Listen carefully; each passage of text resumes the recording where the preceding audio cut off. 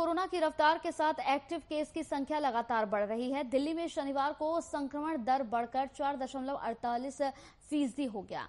दिल्ली के स्वास्थ्य विभाग के अनुसार शनिवार को 3,597 केस यहां पर सामने आए हैं। वहीं 2,904 मरीजों को छुट्टी दे दी गई है, जबकि 10 मरीजों ने कोरोना की वजह से दम तोड़ दिया है। दिल्ली की बात करें तो दिल्ली में अभी तक 6,72,381 मरीज कोरोना संक्रमित हो चुके हैं। वहीं 6,48,674 मरीजों ने कोरोना से जंग जीत ली है। वहीं दिल्ली में अभी तक कोरोना से 11,060 मरीजों ने दम तोड़ दिया है। दिल्ली में कोरोना से मृत्यु दर में 1.65% बढ़ोतरी हुई है।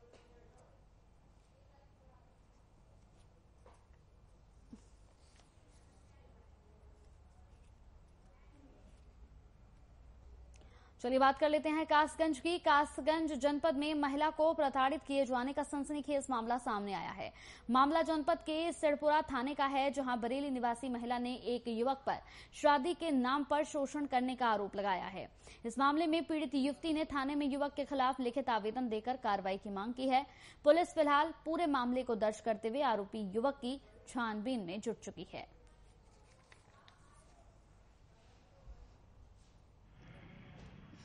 एक लड़का था सुनील नाम का, जो मेरे साथ 4 साल से रिलेशनशिप में रह रहा है, और जिस जगह मैं पहले रहती थी वहाँ से मेरा रूम खाली करा के अपने साथ रखने के लिए लेके आया था कि शादी करूँगा। और 2 साल से लिविंग में रह रहा है एक ही साथ, और 2 साल तक बलात्कार किया है उसने मेरा। कह रहा था शादी करूँगा, चुपचाप बोल के मुझसे बगैर पूछे शादी फिक्स कर ली उसने। अब कह रहा है कि मैं गलत हूँ, मुझसे शादी नहीं करेगा वो। और उसने मैं जॉब कर रही थी, पैसे भी उसने मेरे खाए हैं साथ में रह के। क्या काम करते हैं आप दिल्ली में? मैं जॉब करती थी प्राइवेट कंपनी में। लड़का क्या करता है वो भी प्राइवेट कंपनी में जॉब करता था। लड़का कहाँ का है? निवुआ। तो क्या मांग है आपकी, बताओ? मांगे यही कि मैं चाहती हूँ उसे सजा मिलनी चाहिए, वो शादी करे।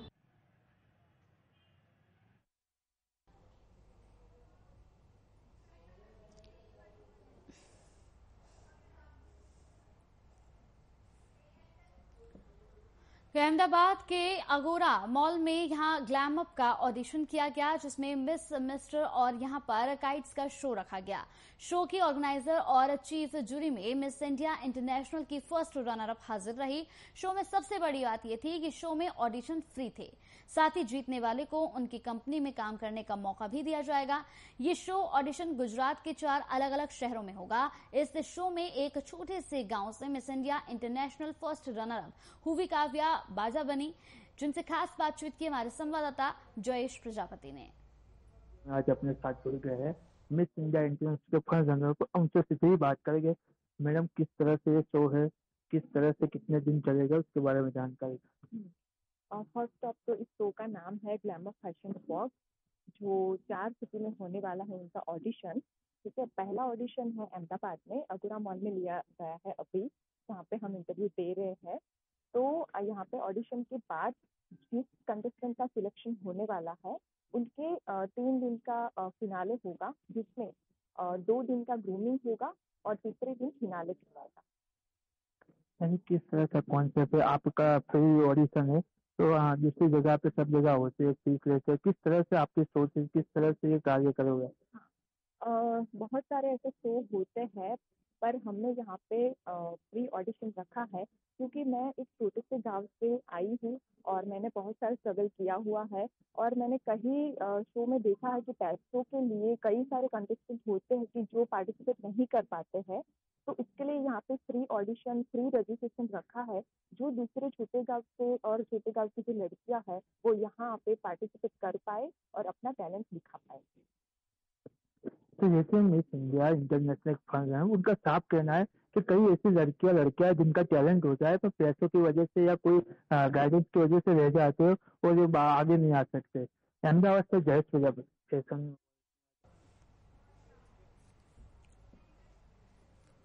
सुल्तानपुर में मंदबुद्धि और नशेड़ी युवक की कारस्तानी से नाराज युवकों ने उसे जमकर पीटा। फिलहाल पिटाई के बाद युवक का वीडियो सोशल मीडिया पर काफी ज्यादा वायरल हो गया। मामले की सूचना पर पहुंची पुलिस ने पीड़ित युवक को अस्पताल में भर्ती कराया। उसका इलाज करवाने के बाद उसके परिजनों को बुलाकर उसे सौंप दिया गया।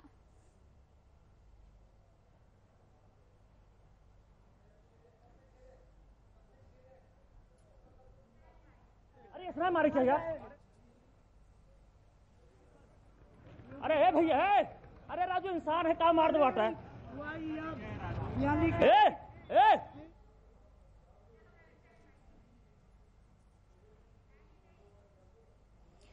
चलिए बढ़ते खबरों में आगे। तो जेएमएम नेता और जामताड़ा के पूर्व विधायक विष्णु भैया का निधन हो गया है। कल देर रात रांची के मेडिकल अस्पताल में उन्होंने अंतिम सांस ली। पिछले दिनों से विधायक लंग्स और किडनी की बीमारी से पीड़ित थे। 2 बार विधायक रहे विष्णु प्रसाद भैया के निधन की खबर सुनते ही समर्थक उनके जामताड़ा आवास पर पहुंचने लगे। उधर विष्णु भैया के निधन की खबर सुनकर सीएम हेमंत सोरेन, मंत्री मिथिलेश ठाकुर और कांग्रेस के कार्यकारी अध्यक्ष राजेश ठाकुर मेडिका पहुंचे और दुख व्यक्त किया। वहीं विष्णु भैया के निधन से यहां पर जामा की जेएमएम विधायक सीता सोरेन ने ट्वीट कर गहरा शोक यहां पर व्यक्त किया है। बीजेपी के प्रदेश अध्यक्ष दीपक प्रकाश ने भी अपना दुख यहां पर जाहिर किया।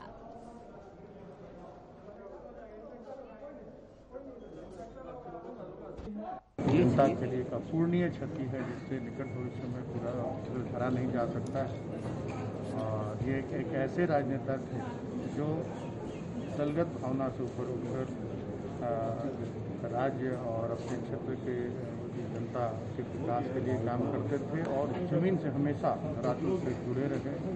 कभी भी ये अपने पद पर रहते हुए भी कभी भी ये जनता से विमुख नहीं हुए और सभी जाति धर्म संप्रदाय के बीच लोग। इनके जैसे दिलदार व्यक्ति और इनके जैसे उदार व्यक्ति मुझे लगता है कि बहुत कम होते हैं और जिनका इन्होंने हाथ थामा, जिनके साथ ये खड़े रहे,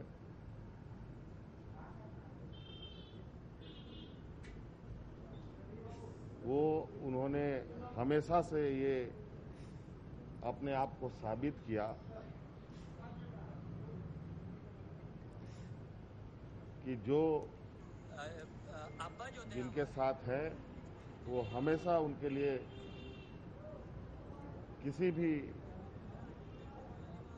परिस्थिति में अलग नहीं है। जामताड़ा के पूर्व विधायक विष्णु भैया जी के असमय असामयिक निधन से हम सभी स्तब्ध हैं।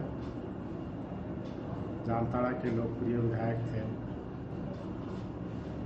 उनकी यादें हमारे दिल में सदा रहेंगी। दुख के इस घड़ी में मेरी संवेदना जामताड़ा विधानसभा के वासियों के साथ है, उनके पूरे परिवार के साथ है। भगवान से प्रार्थना है कि उनकी आत्मा को शांति प्रदान करें। मधुबनी नरसंहार मामले में पूर्व डिप्टी सीएम और सांसद सुशील मोदी ने सरकार का बचाव किया, जहां सुशील मोदी ने मामले में बताया कि आपसी विवाद की लड़ाई में यह हत्या हुई है। सत्ताधारी दल के नेता ने मामले को देखते हुए घटनास्थल पर जाकर पीड़ित परिवार से मुलाकात की। इस सरकार में कोई भी अपराधी बच नहीं सकता, जल्दी अपराधी की गिरफ्तारी होगी। वहीं परिजनों ने आरोपी के बीजेपी विधायक से कनेक्शन होने के सवाल पर सुशील मोदी ने कहा कि कोई भी किसी पर आरोप लगा सकता है, लेकिन बिना प्रमाण के आरोप लगाना सही नहीं है।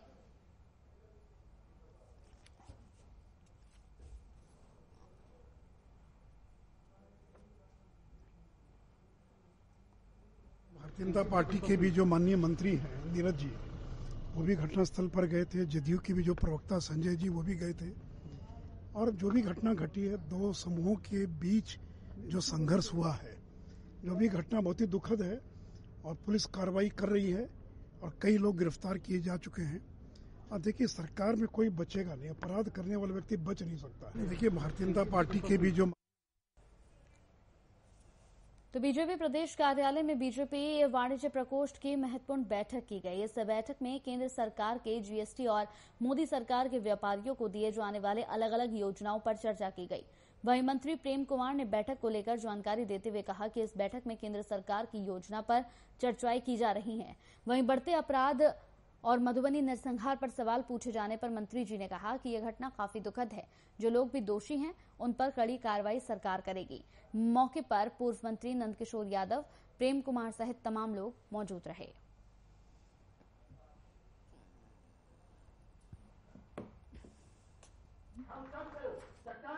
भारतीय जनता पार्टी वाणिज्य मंच के द्वारा आज प्रदेश कार्य समिति की बैठक बुलाई गई है और माननीय प्रधानमंत्री नरेंद्र भाई मोदी जी का जो सपोच है आत्मनिर्भर भारत के तहत आत्मनिर्भर बिहार बने और केंद्र सरकार के द्वारा बहुत सारी योजनाएं लाई गई है जाकर के उन योजनाओं का लाभ आम लोगों तक पहुंचे जाकर के इसके लिए आर्थिक प्रस्ताव लाया गया है। उसमें सारी योजनाओं का जिक्र है जो माननीय प्रधानमंत्री जी के कार्यकाल में जो राज्य के आम लोगों के लिए गरीबों के लिए कल्याण की योजनाएं लाई गई है।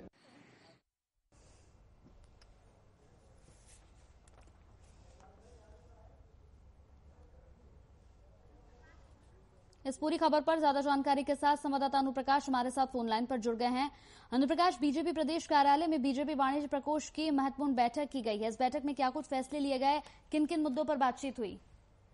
जी, आपको बता दें कंचन की आज जो बैठक की गई है, इस बैठक में जो महत्वपूर्ण जो ये बैठक बुलाई गई थी, इस बैठक में मोदी सरकार द्वारा व्यापारियों को दिए जाने वाले विभिन्न योजनाओं पर चर्चा की गई और इस बैठक में जो पूर्व मंत्री नंदकिशोर यादव और प्रेम कुमार सहित तमाम जो बीजेपी के नेता हैं वो मौजूद थे। साथ ही जो आपको बता दें कि ये बैठक में प्रेमचंद जी ने पूर्व मंत्री प्रेमचंद जी जो है जो मधुबनी में जो घटना घटी है, नरसंहार हुआ है, उस पर भी उन्होंने अपना प्रक्रिया दिया मीडिया के सामने। उन्होंने साफ तौर पर यह बात कही कि नरसंहार जो हुआ है वो जो भी दोषी हैं उन पर जो है कड़ी से कड़ी कार्रवाई सरकार की तरफ से होगी और जो भी उसमें जिनकी भी संलिप्तता है उन पे प्रशासन के द्वारा उनको उस पर कार्रवाई होगी। ठीक है, चलिए बहुत बहुत शुक्रिया हमारे साथ इस पूरी खबर पर जुड़ने के लिए।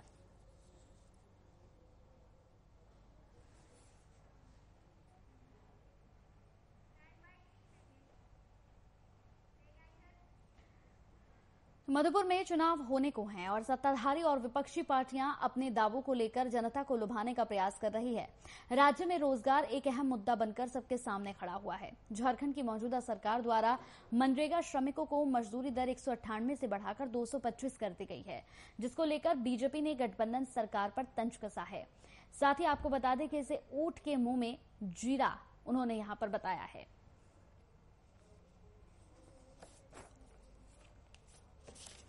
कांग्रेस पार्टी के कुप्रभाव से चलने वाली हेमंत सोरेन की सरकार अब प्रारंभ से ही एक डपोर संघ की सरकार है और ये 198 से 225 27 रुपये बढ़ाकर क्या संदेश देना चाह रही है, ऊंट के मुंह में जीरा वाली जो कहावत है। पहले तो इनको जो सरकार बनने के बाद इन्होंने जो घोषणा किया था, बेरोजगारों को ठगने का काम किया। सबसे पहले काम इन्होंने नौकरी छीनने का काम किया। जिस तरीके से इन्होंने संकल्प वापस किया, किसानों को, बेचारे किसानों को तो इन लोगों ने कहीं का नहीं छोड़ा। ये है हेमंत सरकार। महिलाओं के साथ जो पूरे वर्ष भर जो अत्याचार हुआ है, हेमंत सरकार का पूरा पोल पट्टी खोल देता है। तो इस सरकार के पास तो कोई विजन है नहीं।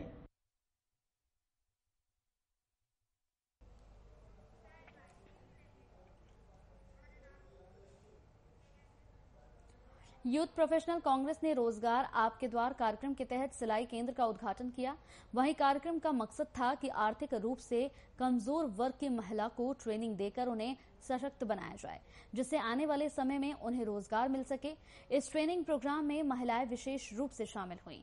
आपको बता दें कि 3 महीने का फ्री ट्रेनिंग कोर्स सिलाई के क्षेत्र में दिया जाएगा और बाकायदा इसके लिए यहां पर ट्रेनर भी रखा गया है। ट्रेनिंग खत्म होने के बाद उन्हें अलग अलग जगहों पर प्लेसमेंट भी कर दिया जाएगा।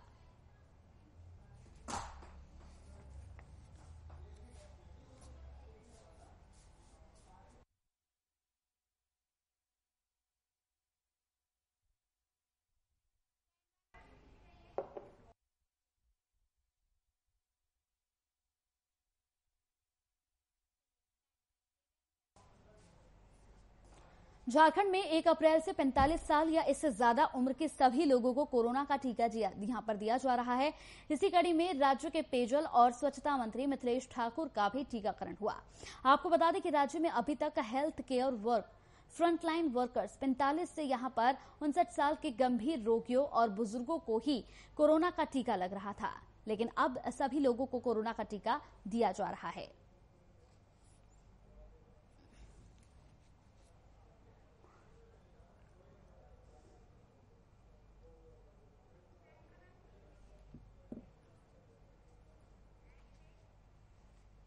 राज्य में तेज गति से बढ़ते कोरोना संक्रमण को देखते हुए राज्य सरकार और जिला प्रशासन पूरी तरह से अलर्ट मोड पर है। इसी कड़ी में राजधानी रांची के सदर अस्पताल का उपायुक्त छवि रंजन ने औचक निरीक्षण किया है। उपायुक्त ने कोविड टेस्टिंग सेंटर का जायजा लिया और टेस्टिंग को ज्यादा से ज्यादा लोगों तक बढ़ाने के दिशा निर्देश भी दिए। साथ ही जो लोग मास्क का इस्तेमाल नहीं करते नजर आए उन्हें फटकार भी लगाई। मौके पर सदर अस्पताल के सिविल सर्जन और कई पदाधिकारी इस निरीक्षण में मौजूद रहे।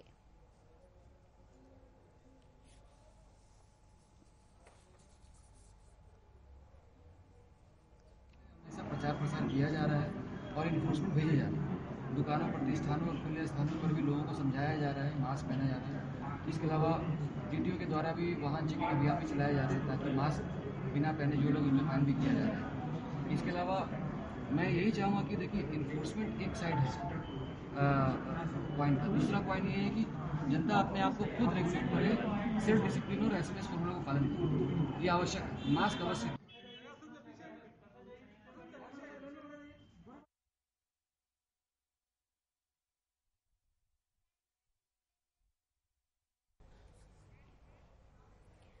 छपरा से एक वीडियो तेजी से वायरल हो रहा है जिसमें 40 यहां पर बाल-बालाएं अश्लील नृत्य करती हुई नजर आ रही हैं। कोरोना गाइडलाइन की खुलेआम धज्जियां उड़ाई जा रही हैं जिसे देखकर प्रशासन भी मौन है। तस्वीरें टीवी स्क्रीन पर आपको हम दिखा रहे हैं।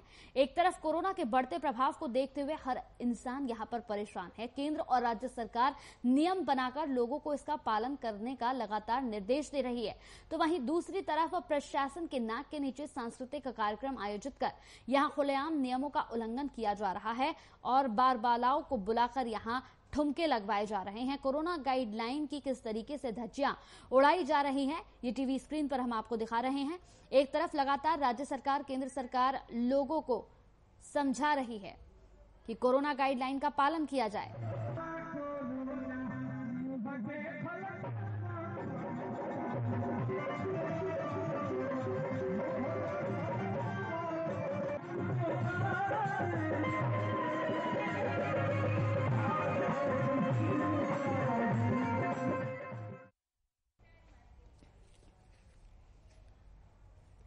मशरक बाजार क्षेत्र के रेलवे स्टेशन परिसर के शिव मंदिर में यहां पर श्री हनुमंत पूजा उत्सव के 32वें वार्षिक समारोह का आयोजन किया गया, जिसमें विधिवत पूजा अर्चना के बाद भगवान महावीर की प्रतिमा का पट आम श्रद्धालुओं के लिए खोल दिया गया। श्री हनुमंत पूजा उत्सव समिति पिछले 32 सालों से महावीर मूर्ति स्थापना और अखंड अष्टयाम के साथ 6 दिवसीय प्रवचन कार्यक्रम का आयोजन भी किया जा रहा है। पूजनोत्सव का 32वां वार्षिक उत्सव मनाया जा रहा है। कोरोना गाइडलाइन के पालन करते हुए भीड़ भाड़ न हो इसलिए प्रवचन को स्थगित कर दिया गया है ना। और यह मशरक रेलवे स्टेशन के परिसर में हनुमत पूजनोत्सव का आयोजन किया गया है, सिर्फ है ना कोरोना गाइडलाइन के पालन करते हुए।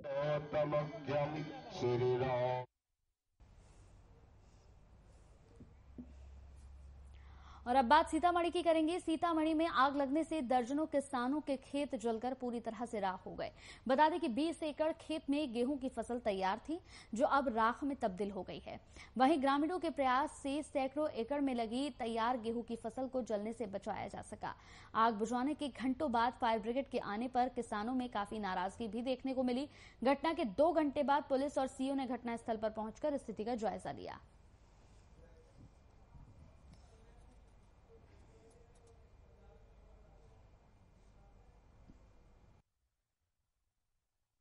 सर 25 से 30 एकड़ फसल में पूरे गेहूं में आग लग गया हुआ है और लगभग 1200 से 1500 क्विंटल गेहूं का फसल पूरी तरह बर्बाद हो चुका हुआ है, जो आपके नजर के सामने में है। लगभग कितने की संपत्ति होगी? लगभग 20 लाख रुपए की संपत्ति का नुकसान हुआ है किसानों का। और ऐसी स्थिति हो चुकी हुई है कि इसी पर पूरी तरह से किसान आधारित थे।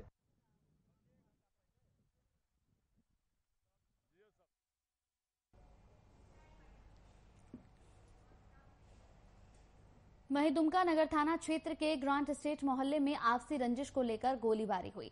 गोलीबारी की इस घटना में एक युवक घायल हो गया। वहीं सूचना मिलते ही घटनास्थल पर पुलिस पहुंची। पुलिस ने घायल को तुरंत इलाज के लिए मेडिकल कॉलेज में भर्ती कराया और आरोपियों को गिरफ्तार कर यहां जेल भेज दिया। वहीं आरोपी को पुलिस ने गिरफ्तार कर जेल भेज दिया है और आगे की कार्रवाई में जुट गई है।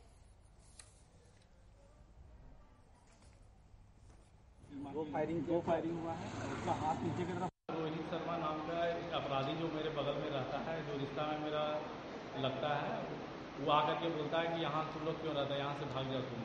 मेरा माँ बाप भी नहीं रहता, मतलब उस सबको अपना माँ बाप को भी गाली गलौज करके भगा देता है, मार उठ के भगा देता है। उसी तरह वो चाहता है कोई यहाँ से, तो ऐसा कैसे होगा? उसका बाउंड्री अलग है, मेरा अलग है, सबका हिस्सा बंटवारा हो गया, फिर भी वो ऐसे करता है, पता नहीं क्यों करता है। नशा में वो पागल बनता है।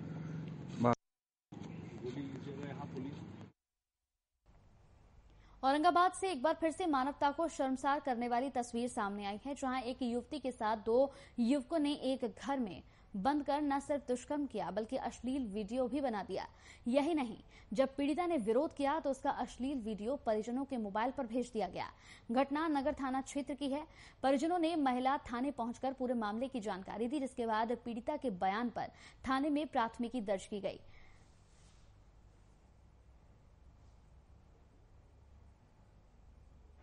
हाँ, एक 16 साल की लड़की ने एक कंप्लेंट किया है कि उसके साथ दुष्कर्म हुआ है, और उसने बताया कि दुष्कर्म करने के प्रयास में जो है उसने जो है उसका साथी के, उसका एक फ्रेंड के साथ जो है उसका वीडियो भी बनाया है और उसको मारपीट करके वहाँ से जो है उसके घर से उसको भगा दिया है। तो इसी सूचना के आलोक में एक विशेष टीम गठित करके वो महिला का बयान के ऊपर एक प्राथमिकी दर्ज कर लिया गया है, और इसके बाद जो है वो लड़की को हम लोग मेडिकल के लिए भेज दिए।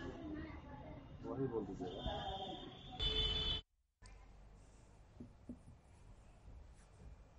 चलिए, इसी के साथ VIP न्यूज में मेरे साथ इतना ही। नमस्कार।